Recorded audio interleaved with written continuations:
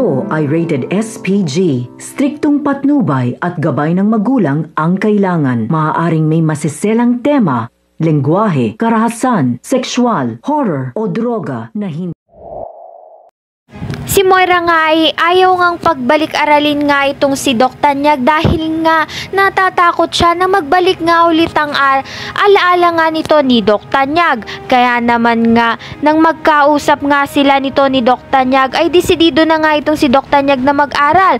Ngunit gagawa nga ng paraan nitong si Moira na mapuspon ng pag-aaral niya, kaya naman magkukunwari nga siyang nahilo at nahimatay at sinabihan niya nga ang isang nurse na sabihin nga kay Doc Tanyag na mataas nga ang BP niya, nang sa gayon nga hindi matuloy itong si Doc Tanyag sa pag-aaral niya. Sa kabilang banda naman nga itong ang si Annalyn at Doc Lyndon ay mukhang masisira na nga pagkakaibigan nila dahil nga sa nakita nga nito ni Annalyn na nagtuturok nga ng morphine itong si Doc Lyndon. Ngunit wala pa rin ngang sapat na ebidensyang maipapakita itong si Annalyn na tunay ang sinasabi niya. Kaya naman nga itong si Doc Benitez ay siya na nga mismo ang titingin ng kung sino nga ang may-ari ng morphine. At ito nga si Josa ay tuluyan na ngang ibinenta ang cellphone na nagkakalaman nga ng katotohanan na si Moira nga ang tumulak dito kay Doc Tanyag. Samantala nga ay magbabalik na nga